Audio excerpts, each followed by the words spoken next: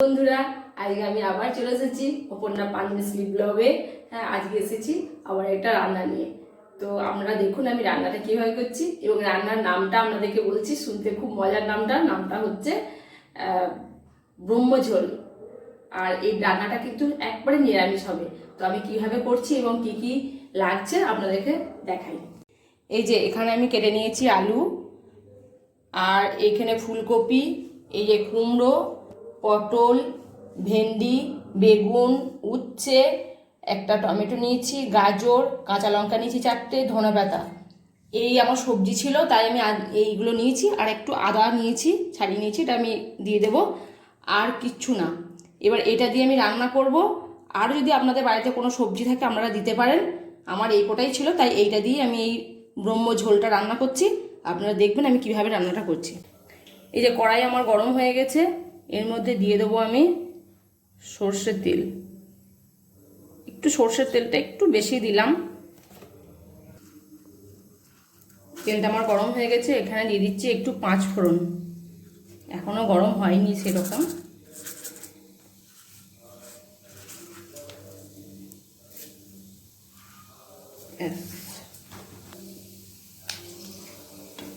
এই যে 5 ফোড়নটা আমার ভাজা হয়ে গেছে, এর মধ্যে আমি দিয়ে দেবো, প্রথম দিয়ে দেবো উচ্ছে কটা।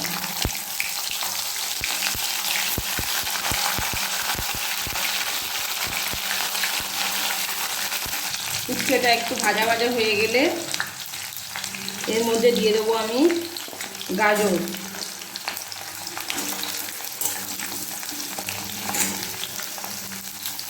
একে একে সব সবজিগুলো দিয়ে খুব ভালো করে আমি কষাতে থাকবো। দিয়ে দেবো পটলগুলো।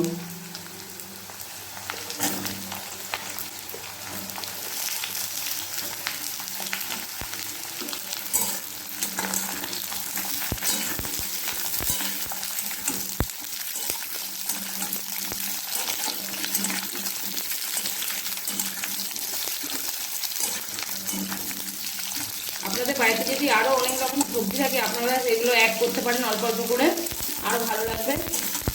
তো আমার এই কটাই সবজি ছিল, তাই এই কটা সবজি দিয়ে করছি। এর মধ্যে দিয়ে দিচ্ছি ফুলকপি। এরপর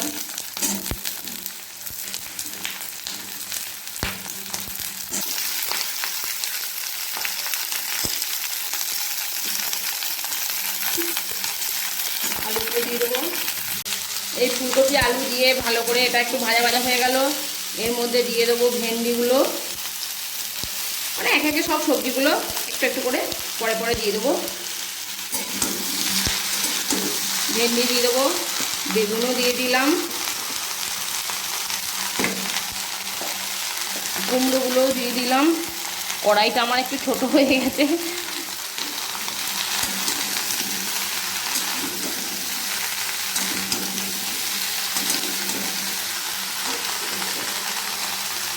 কাঁচা লঙ্কাগুলো দিয়ে দিচ্ছি, টমেটোগুলো দিয়ে দিচ্ছি। এবার কি করব, ভালো করে এটাকে কষতে থাকবো।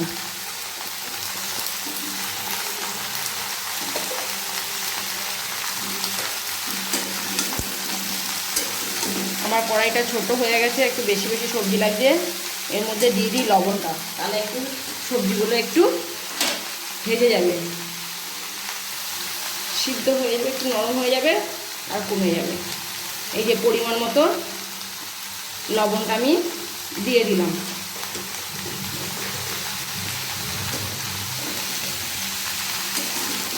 এবার এটাকে আমি ভালো করে কষতে থাকবো। নুন দিয়ে আমি ঢাকা দিয়েছিলাম। এই যে এবার আমি ঢাকাটা খুলে দেখি কেমন আছে। এই যে আমার সবজিগুলো অনেক কম লাগছে এবং অনেক সিদ্ধ হয়ে গেছে। দেখেন নুন দেওয়ার পর কত জল বের হয়েছে। এর মধ্যে আমি এবার দিয়ে দেবো মশলা। আমার সব সবজি সিদ্ধ হয়ে গেছে। এর মধ্যে আমি দিয়ে দেবো হলুদ গুঁড়ো পরিমাণ মতো,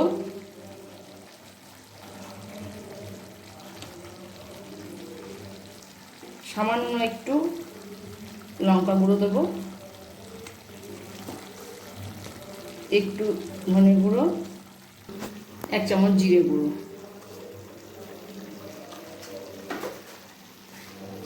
এটা দিয়ে আমি একটু কষবো।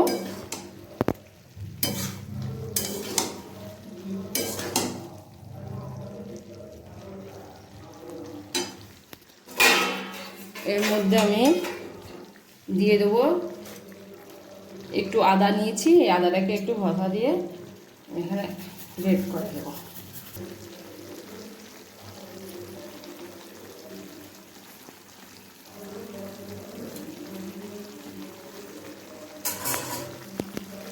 ব্যাস একটু আদা দিয়ে দিলাম, আদার এই ফ্লেভারটা বের হবে, ভালো লাগবে।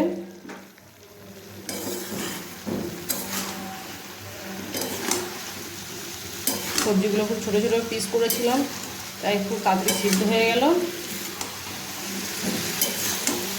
এবার এটা একটু জাস্ট কষিয়ে নেবো, তেলটা যেই ছেড়ে দেবে ওখানে আমি একটু জল দিয়ে দেবো, আমার রান্না হয়ে যাবে।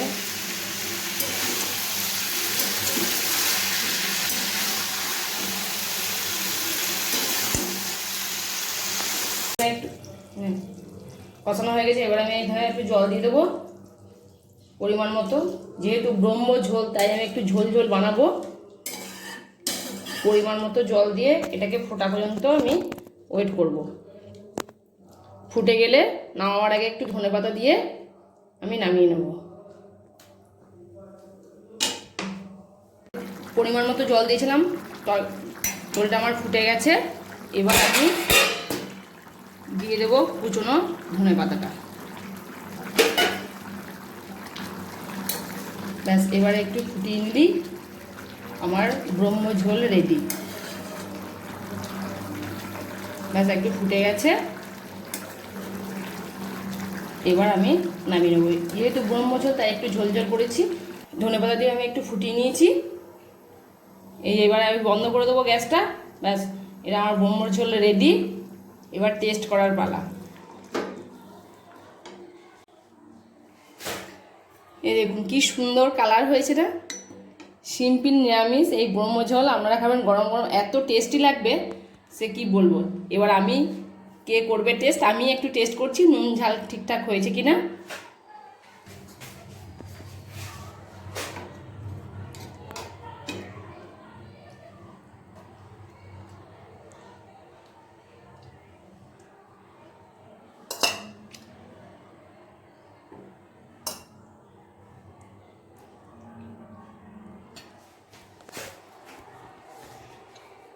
কি গরম, আমি একটু ঝোলটা একটু টেস্ট করি, দেখি নুন টুনগুলো ঠিক আছে কিনা।